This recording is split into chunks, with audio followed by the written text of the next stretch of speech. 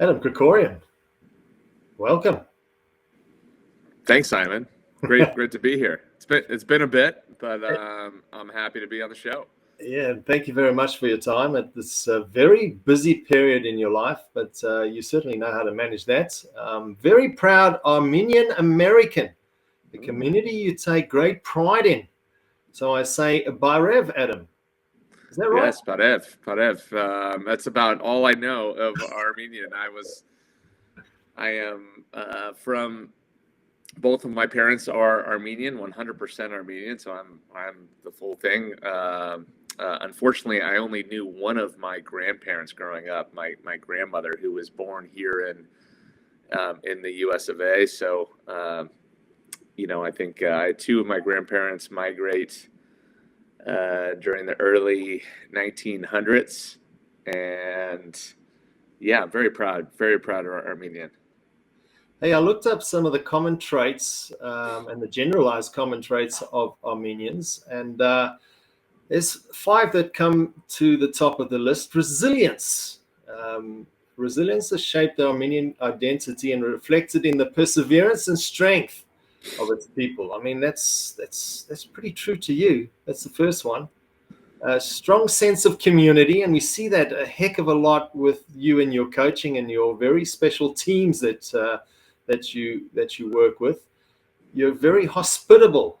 Um, you invite teams to come and train with you, although that you send them away with their tails between their legs and having to rethink their tactics. I think just recently the Chinese and the Italians. You're very hardworking. I would guess that you do a heck of a lot of work that we don't see behind the scenes, Adam, studying and so forth, and persevering with taking the game to a new level, and very passionate are the Armenian people.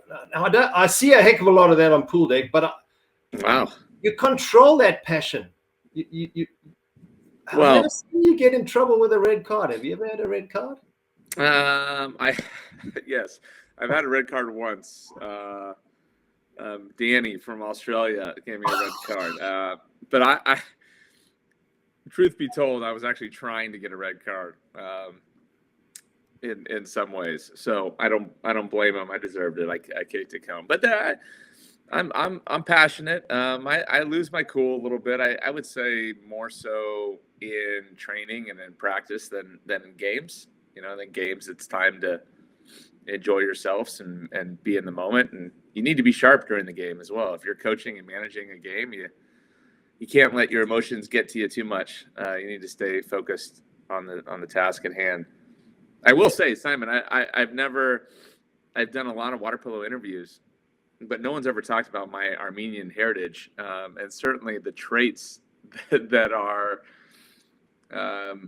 that resonate with Armenians. It's interesting, especially someone who again wasn't born in Armenia. Neither were my parents, and none of my grandparents that I knew were born. But no, that's no surprise. I think when I think about Armenians, I definitely think resiliency for sure. They endured a lot in the early 1900s and a genocide, and I think about my ancestors. The older I get, the more I think about them, because I obviously I wouldn't be here today if they didn't go through some very difficult times. Yeah. And escape home to make a better life for myself. So, again, the older I get and the closer I guess I get, without trying to be too morbid, with that to the end of my life, I think about how this whole thing started, and so it's neat. I appreciate that, Simon. Thanks for bringing that up.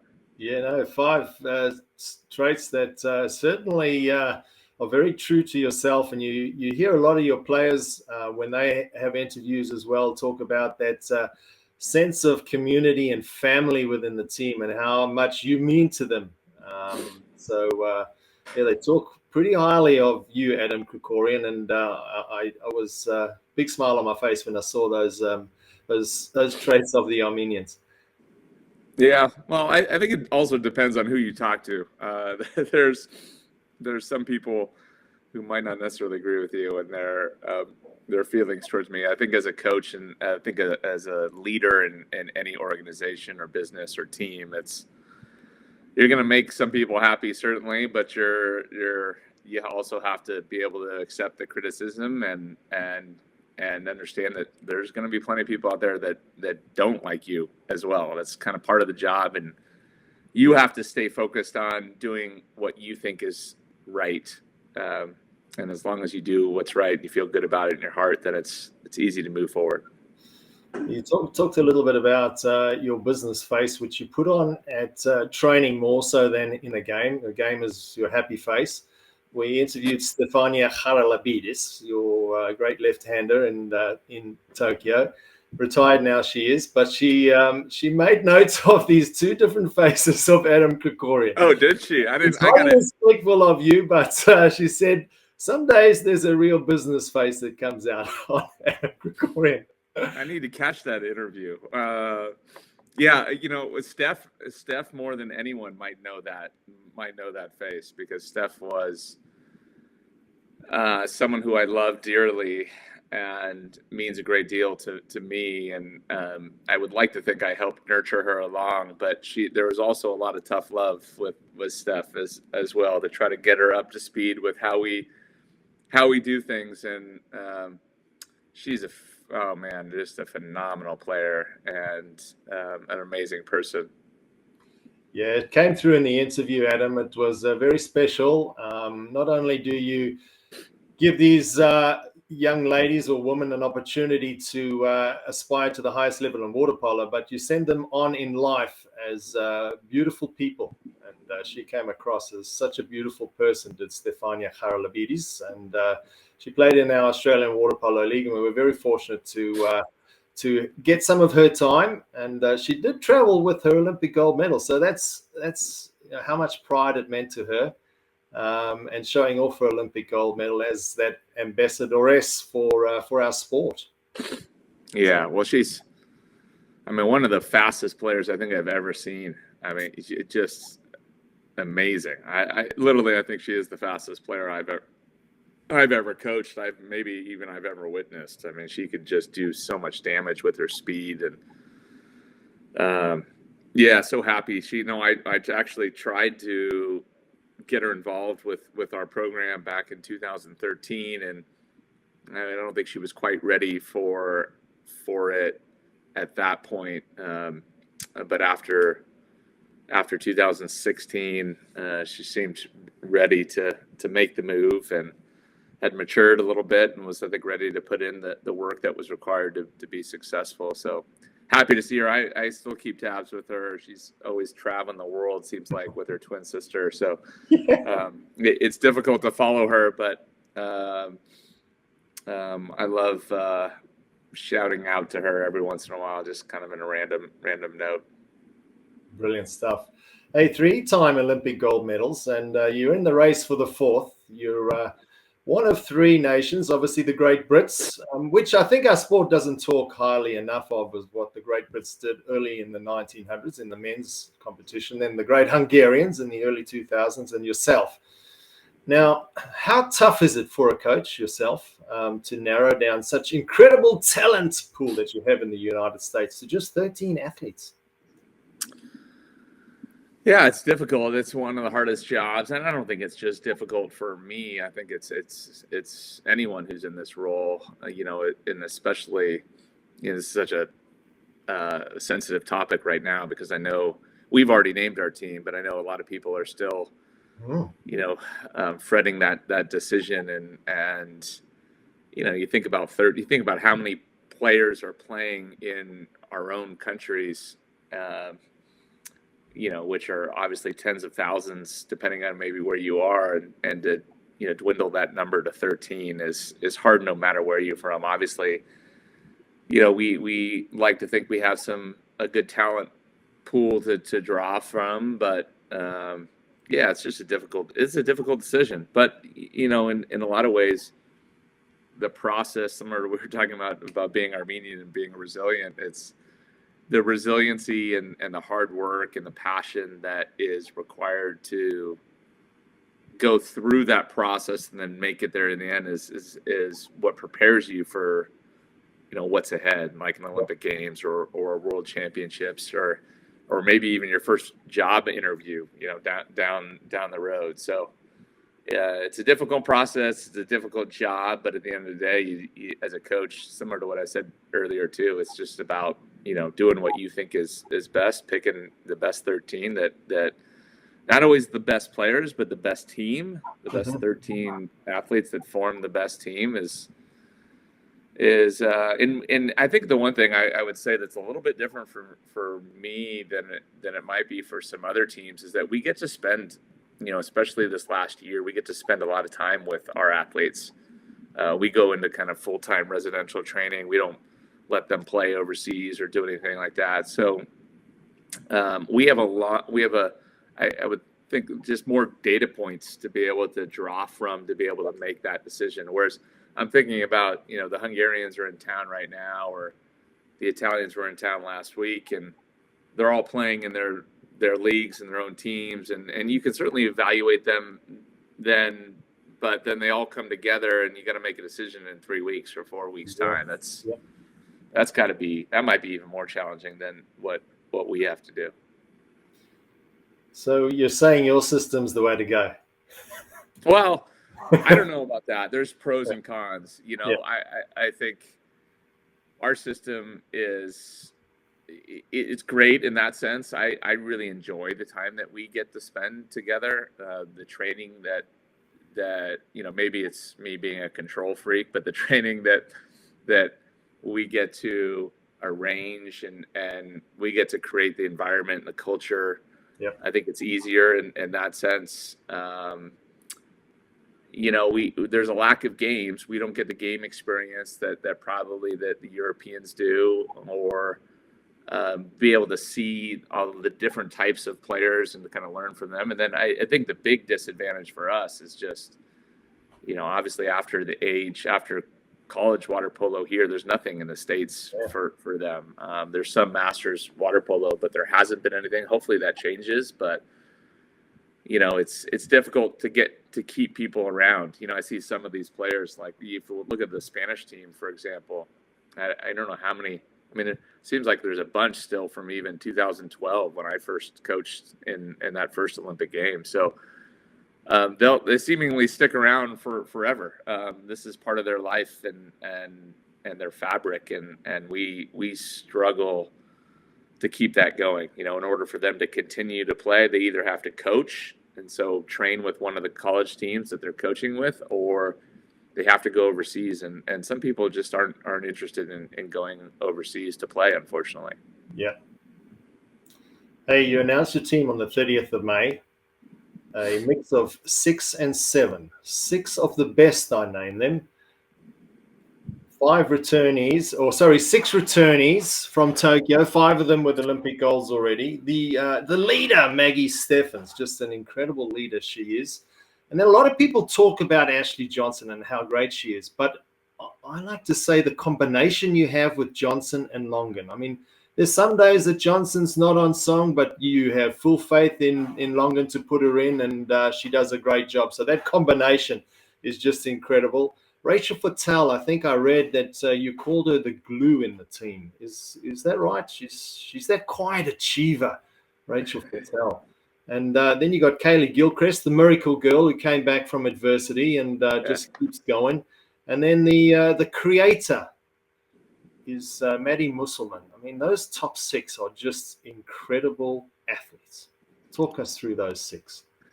Yeah, I mean, God, they all have their own stories, their own strengths. We wouldn't be here. We wouldn't be where we are. We wouldn't have had the success that we've had without each one of them, and it's the beautiful thing. The first thing I'll say about them is they all care a lot more about the team than they do themselves. They always put the team first. They're in it to help this team have success. They're in it to be leaders, to be role models and examples of not just great water polo athletes, but also incredible people who are intelligent, inspiring, resilient themselves. So just a phenomenal. I think they share, they all share these similar values, which makes my job, easier when you have a group that are all different. They come from different backgrounds, but they share this common kind of belief and who they are and who they want to be and who they represent. And from an individual standpoint, yeah, I mean, Maggie is, everyone knows about Maggie. She's highly decorated and she's an incredible leader, just an abundance of energy. She's like the Energizer Bunny. She just never stops, and she just does everything well. So again, Maggie. Everyone talks about Maggie all the time. Part of the reason why I mentioned Rachel is just Rachel's kind of an unsung hero. I think she's been going at this thing since 2013 when she joined us at World Championships in Barcelona, and amazingly, and probably because of Maggie and because of Ashley and maybe even Maddie, she just doesn't get the recognition that I think she deserves. But she is, she's one of the best that's ever played this game. I mean, she's just so tough defensively, such a smart player, and she's just an incredible workhorse. Just is a leader by example. Certainly, she can be vocal at times, but she brings it literally every single day. I wish people could see her train. You'd understand why she's so good. And the amazing thing about her is like she's, I think, 30 years old, and I feel like she just keeps getting better and better, which is amazing.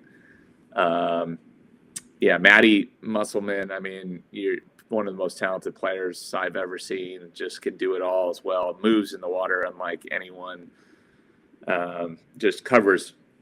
You're always looking for athletes that can cover space really quickly, and she can create windows and openings just in a matter of a split second, and she can also close doors like that from a defensive standpoint. And it's incredible to have someone who's a two-way player who can be so good on both ends of the pool. Kaylee Gilchrist, like you mentioned, Simon, I mean, no one really knows the detail of her story and what she's had to overcome, the surgeries, a devastating moment back in Wanzhou after the 2019 World Championships. And if people could see what her leg looked like and how close she was to maybe even not even making it out of there, like two unfortunate souls that evening. I mean, it's a remarkable recovery. She's a brilliant player, just great vision, wonderful passer, and just one of the smartest players I've ever had the opportunity to coach.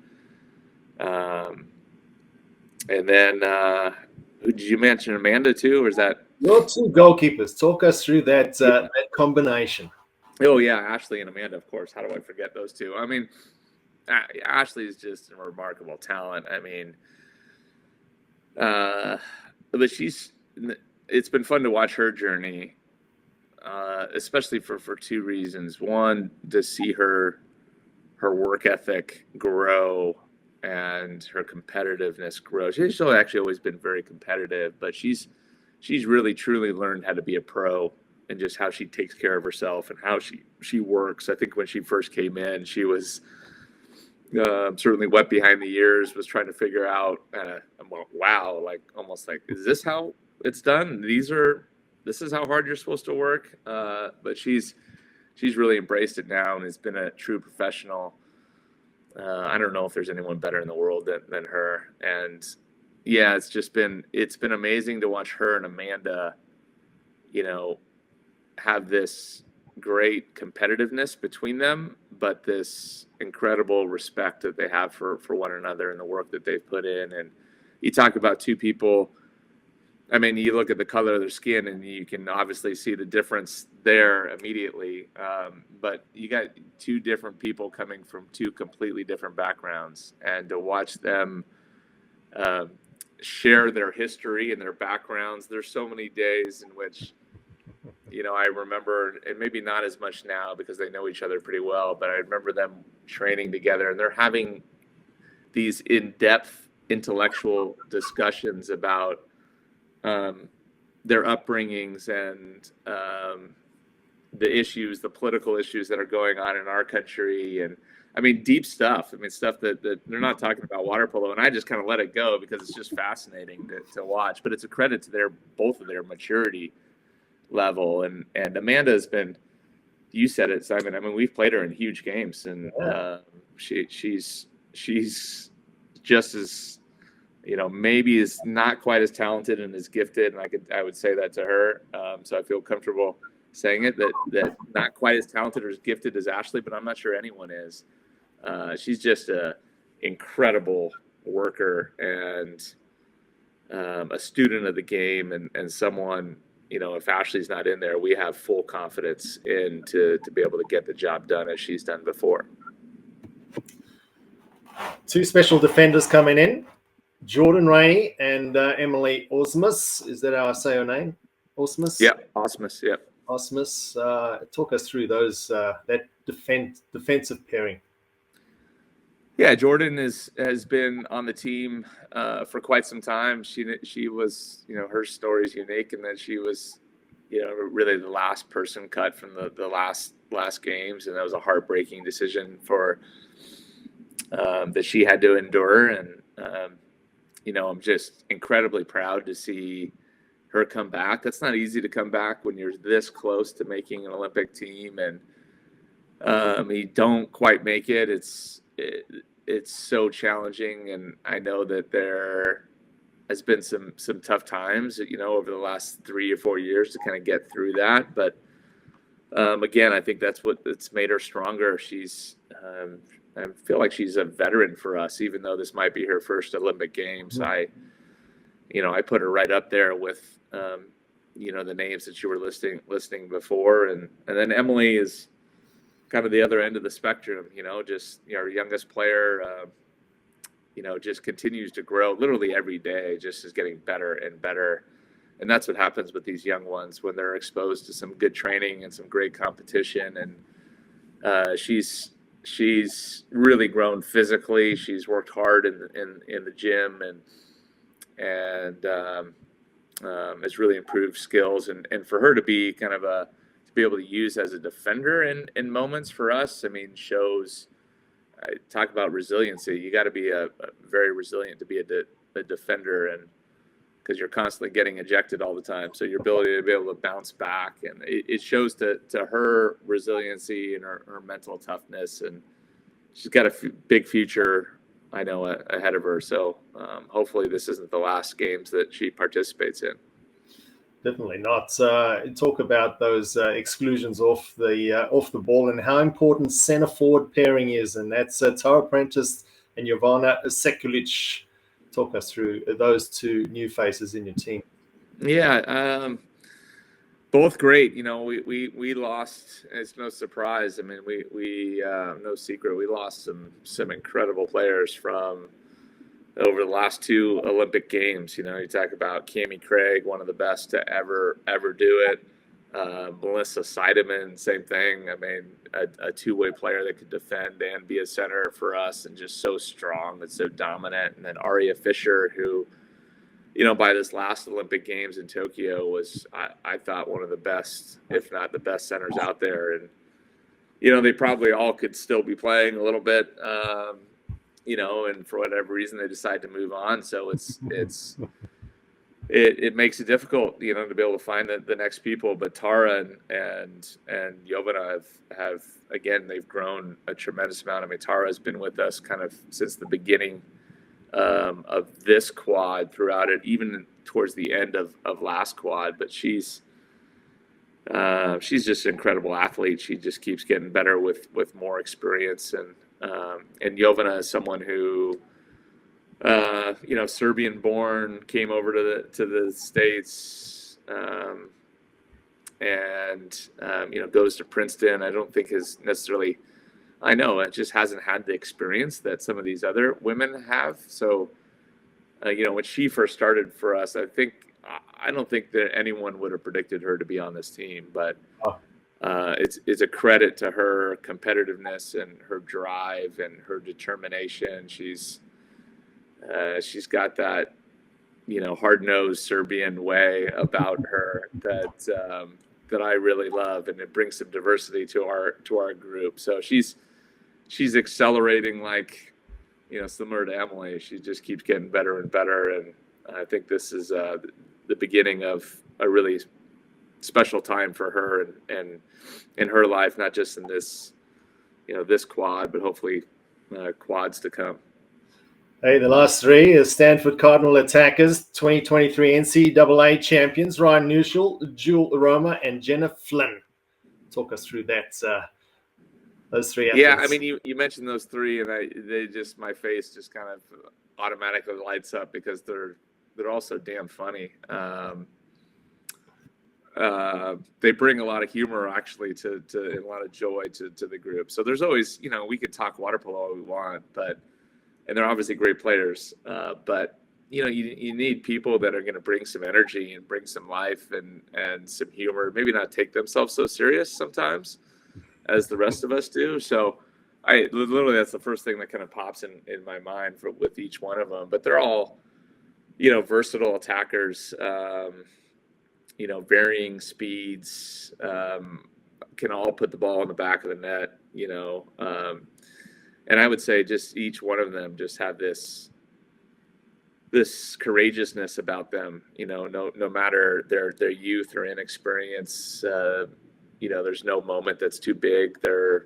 They step right in there and they put their face in there, and they're, even playing with, you can imagine if I'd be scared as heck, coming into this team. You got a team that's won 3 gold medals, and you got Maggie Steffens to your left, and you look behind you, and you got Ashley Johnson, and then you got Rachel Fatal breathing down your neck. So, you got to have some guts and some courage to be able to kind of step into this environment and thrive. And it's no surprise that they've done it just based on their not so much physical makeup, but their mental makeup more than anything. Hey, we talked about the 7-6 combinations, the 6 of the best and the 7 new caps. Is this laying a foundation for the future, 2028 and 2032 and beyond? I hope so. It's a good blend of experienced and new. I mean, I think, again, the reality is, I think every single one of these players, besides maybe one, could probably continue playing. Whether they do or not, I have no idea. Actually, we never have those conversations. Yep. We're so focused on Paris and what we need to do to be our best in Paris. But at the same time, I mean, part of my job is always to have an eye into the future. And, I do like the youth on our team, and hopefully it's, I guess if I had to say one thing that I'm most proud of over, the course of my tenure is just how consistent we've been. Like, yep. I think when I think of success, I think I wouldn't say it's easy. It's difficult to kind of achieve success once, but to be able to sustain it over a long period of time takes great character. It takes great forethought and vision. And I'm not saying this about me. I'm just saying this about the entire program. It's been really, really special. So hopefully we keep it going, and hopefully these young ones are learning from the Maggies and the Ashleys and Rachels and the Maddies and the Kayleys, and but that's happened from the beginning. I remember in 2012, we had a young Maggie Steffens and Kylie Neuschel, who was also, she didn't make the 2012 team, but she was a young player, and she was learning from Heather Petrie and Brenda Villa and Betsy Armstrong, and it's been ingrained since way before I took over the program that the old ones hand down their knowledge and their experience to the new ones, and you pass it down, and that's part of your legacy. So what's happening now is also a credit to the former coaches and athletes that have donned the USA cap and have been in my role. So big shout out to them as well. You talk about the Neuschels. What an incredible family that is. Kylie in Rio, and you had Jamie in Tokyo, and now you got Ryan. going through to Paris. A special family. Do they come from water polo pedigree themselves? Yeah, they do. Both their parents played water polo. From Santa Barbara, Kathy Nuschel, their mom still coaches to this day, one of the best club teams in the country. And yeah, I mean, they've just instilled all the right things just in terms of, this never-ending work ethic and this competitiveness and, emphasizing the fundamentals. They're as competitive as they are, as much as they want to win. It's about doing things the right way. And like as I said, the club 805 is one of the best clubs still to this day, and they've created and developed many good players just outside of the Nuschels as well.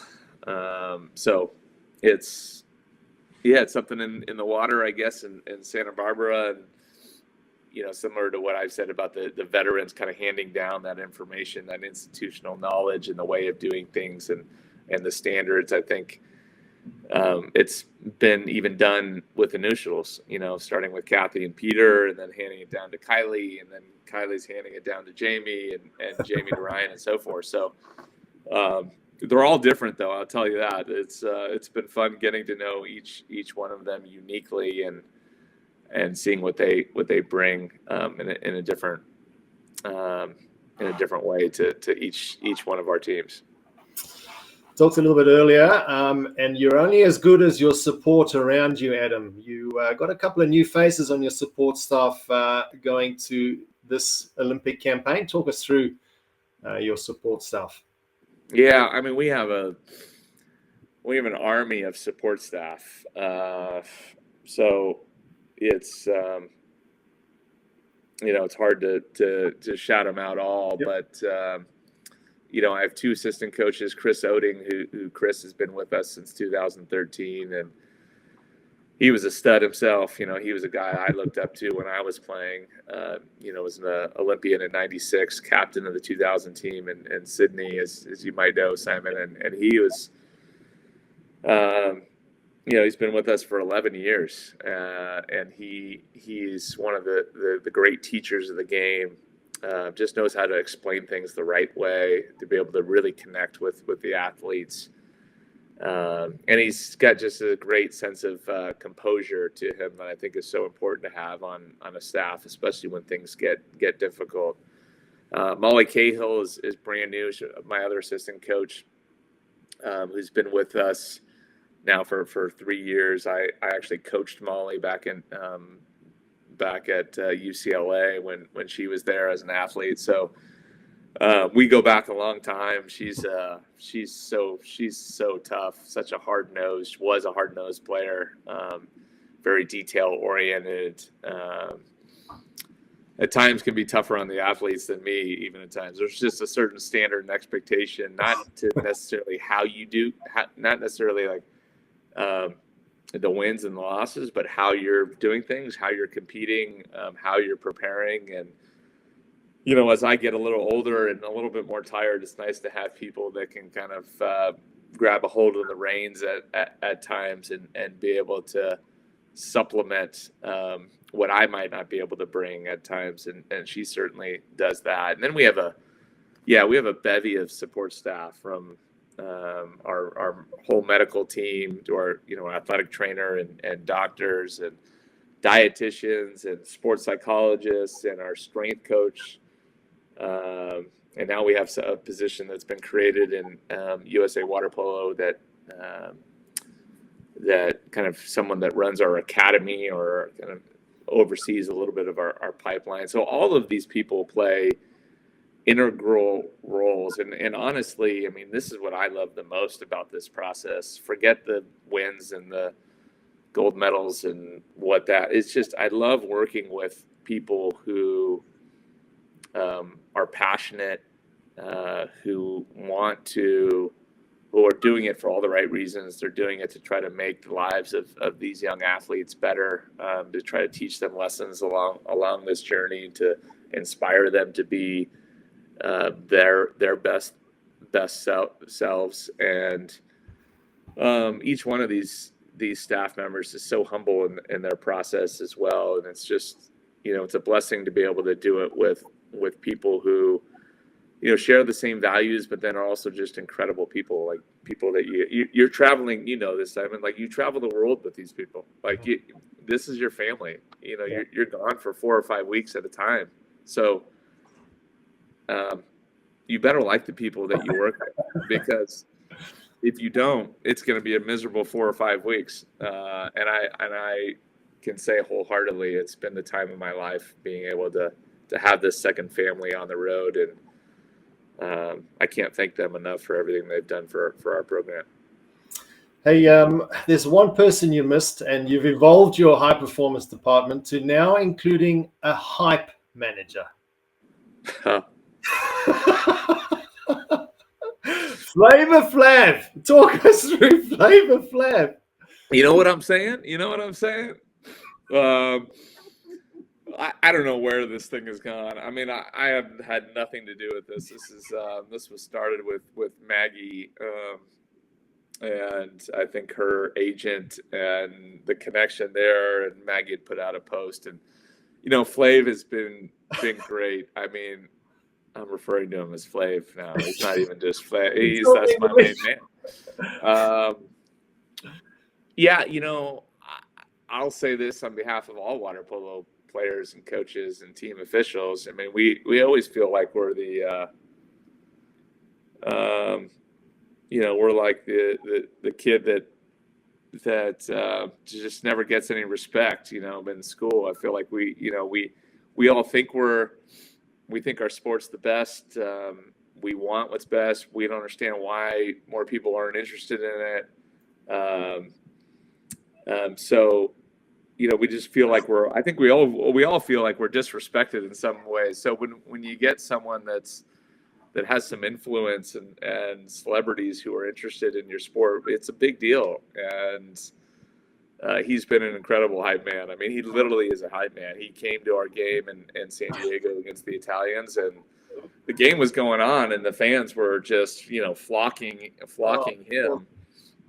He'll be, I think, rumor has it that when we play the Hungarians up at Cal, University of Berkeley, that he's going to be there as well. I mean, he's just drawing attention and eyeballs, and this is what we need as a sport. It's not just the game itself. Everyone always wants to talk about the rules and how we can make the sport better, but we also need to get people like him on board as hype men or women. And yeah, we'll take it. He's been great. He's been phenomenal. Well, he has put the challenge out there to many more, and it certainly has lifted water polo and put it way up there in the talking points of news channels and so forth. Have you got any of his songs on your playlist? No, but I had to go back. The one song that I certainly remember as a kid was "Fight the Power." I had always loved that song. But I had to go back and actually, I had to remind myself of some of the songs from Public Enemy back in those days. And, some of our young athletes, they have no idea who he is. So, they're like, what? Who's this guy? And he's got this big clock. But, hey, I can see you on pool deck with one of those clocks doing your time sets.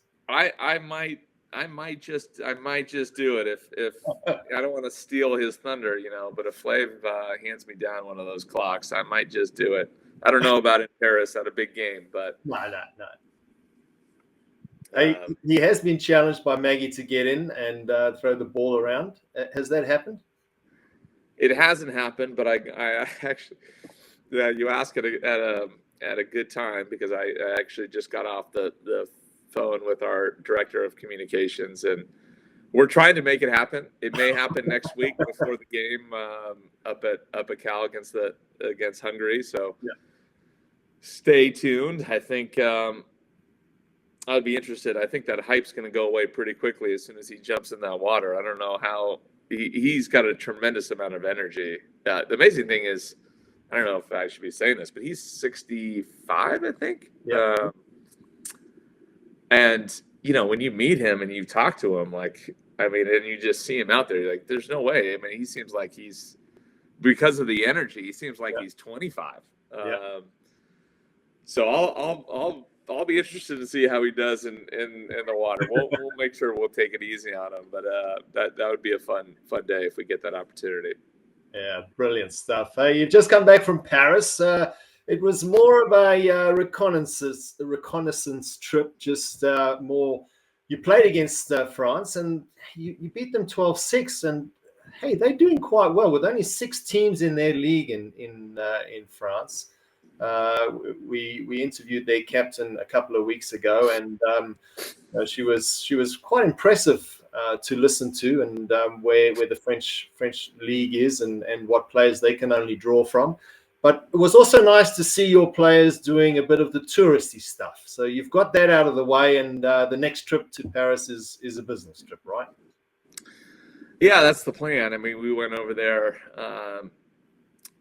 really to do 2 things. Was to obviously train with the French team, and to your point, I think they've improved a lot. I really have. I mean, I think back to, we played them to qualify for the Olympics in Gouda, Netherlands in 2016. We crossed over and played them in the quarterfinal, and I believe the final score was 22-0. So, fast forward, 8 years now, and we beat them 12-6, I think, and they're rapidly improving. They're doing a phenomenal job. Their coaching staff has done a wonderful job. I think they're gonna surprise some teams, just with how difficult and challenging that they will be. So it was great to get some training in with them, and then to your point, I mean, it was great to be able to see the city. For so many of us, including myself, it was the first time to Paris or to France in general. So to be able to see such a beautiful city, and to be able to really experience it and kind of walk the town was great. And that, because once Paris comes around and for the Olympics, it's going to be difficult to find the time and the energy to get out. So we certainly enjoyed ourselves, and we look forward to the next time we're there. But I think our focus and our attention will be much more on water polo. Certainly will. Hey, you've gone back to the States now, and everybody wants to train against you. You're hosting the Hungarians. Previous to that, the Italians and the Chinese, which is a good thing. You're happy to control your own environment, and everybody wants to come and train with the best. But you're sort of destroying these teams.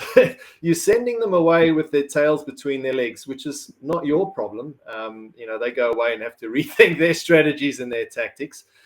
Your quotas are saying you're only as good as your next game. And you're fortunate enough to be surrounded by 13 incredible competitive women. Despite all their successes, they still have a big hunger for more. How do you keep that hunger in these 13 phenomenal athletes? Well, I think the first thing I'll say is it's just, I think it's innate in some of them, and they're just the way they were raised, and even our staff. I think we're all fairly competitive people, so we all have a high standard of excellence that we expect of ourselves and of each other. And then how I or our staff kind of keeps them focused or hungry is I mean, there's many different tactics that can come in so many different ways, but it's I truly believe that saying that you said. I mean, we don't rest on what we've done in the past. And again, as I was saying earlier, I mean, this is, I think, one of the reasons why we've been able to have some sustained success is because we've never gotten too high and we've never gotten too low. There's always a certain amount of humility that we bring to this process, and I just believe that the sport of water polo is so challenging itself. It's so difficult.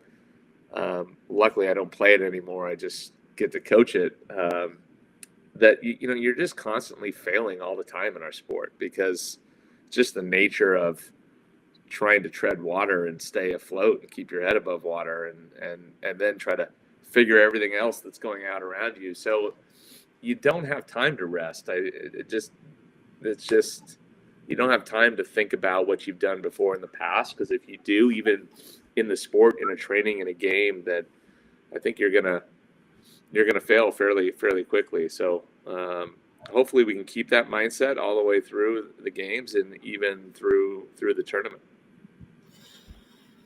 You credit your coaching style to familial from your Armenian background. Has this made? So let me read. You credit your familial coaching style to your Armenian background into making you the coach you are today. This comes across in everything that you do on pool deck and in interviews like this. You're a phenomenal ambassador to this sport of water polo. Has it become easier for you over the years? Just coaching in general?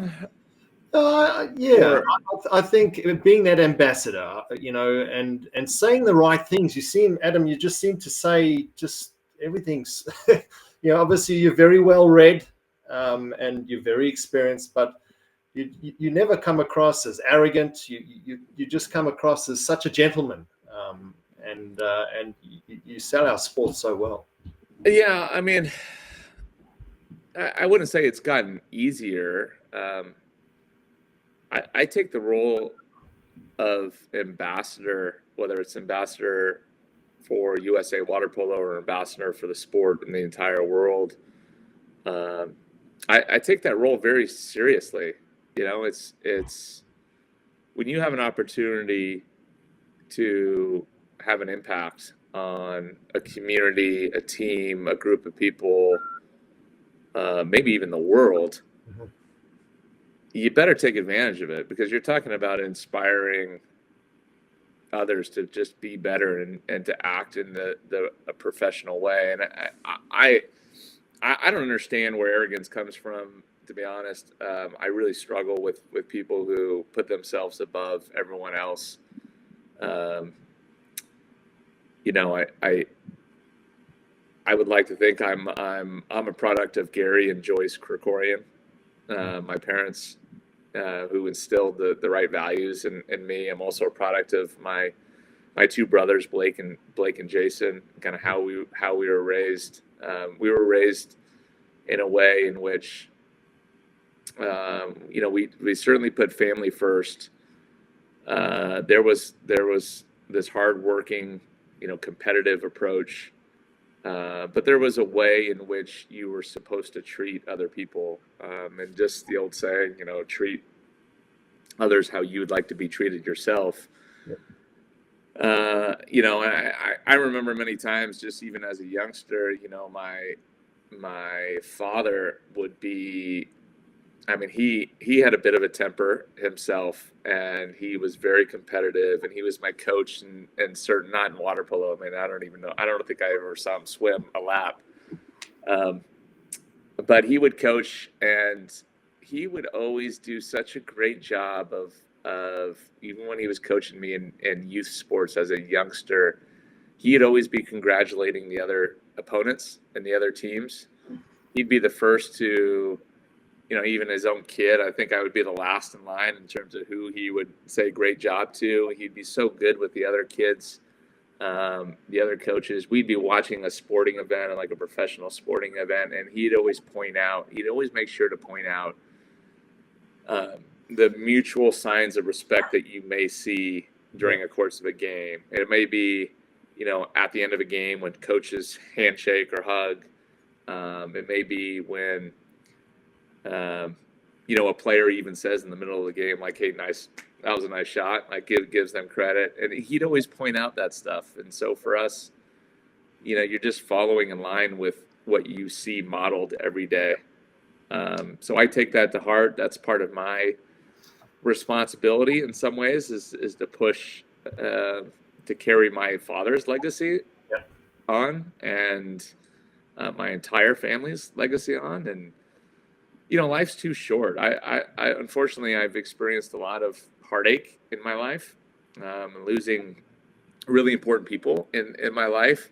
even at a really young age. And I think the one thing it does, you wish you could have it all back, but at the same time, it just makes you appreciate life in general, and you realize life is short. There's not time for hate. There's not time for too much anger. There's not time to be, for lack of a better word, a big ass. Like, you want to be around people that you enjoy. You want to treat people with respect because that's the way you want to be treated. And,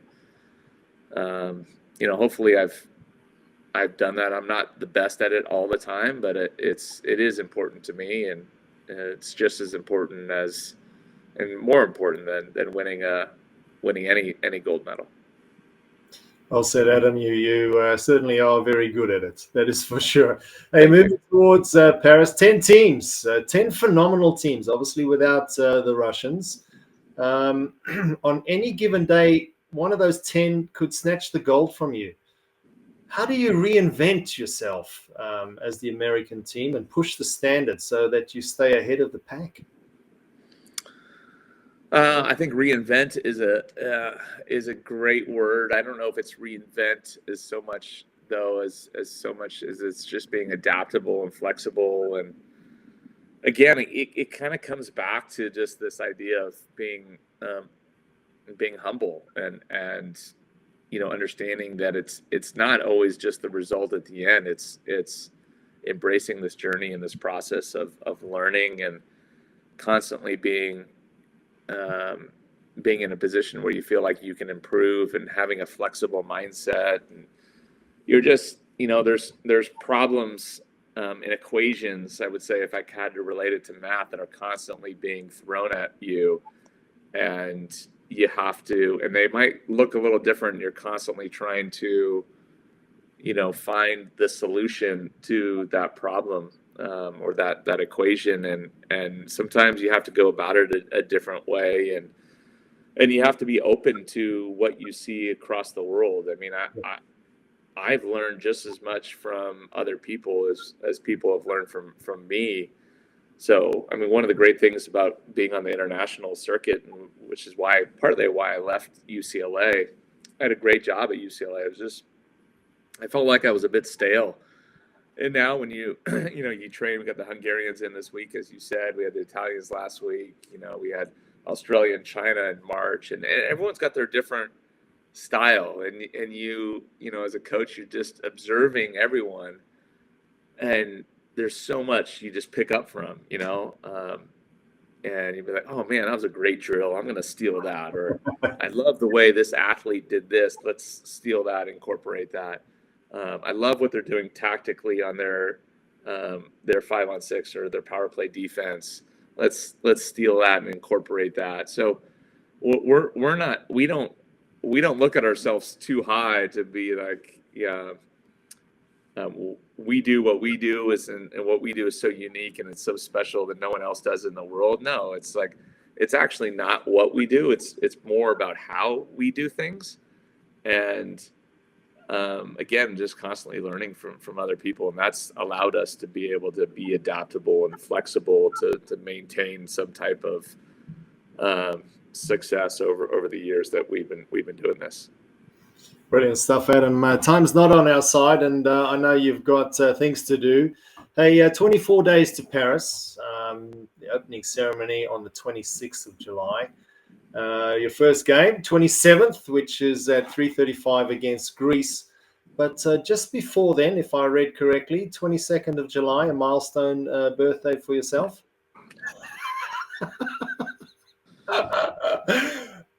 Don't remind me, Simon. I can't believe I'm going to be 50. Oh, man. Oh, you look good for 50. How about that, Adam? You see this gray hair? You should pull up a picture from 2009 when I started this World Championships in Rome. I mean, someone sent me something the other day, and I don't know if it's like this in other countries, but there's always these pictures of presidents when presidents first start their term, and then when they're done, right, and then kind of back to back. And I feel like this job at times is like I mean, obviously, it's not nearly as important as being a president of a country, but it wears on you. It certainly does. This was a full head of hair, and it was black. No, man, you've done so well, Adam Krikorian. It's been worth the wait. Thank you very much for giving it your time and sharing your love and your passion and your knowledge for this great game that we call a water polo. Here's wishing you and the mighty USA team all the very best in your Paris campaign. Thank you very much. Thank you, Simon. Yeah, thanks for having me. I hope everyone enjoys Paris. It's going to be phenomenal. So all the best to you and everyone else. Yeah, we can't wait. Adam Krikorian, thanks very much for your time, mate. Greatly appreciated.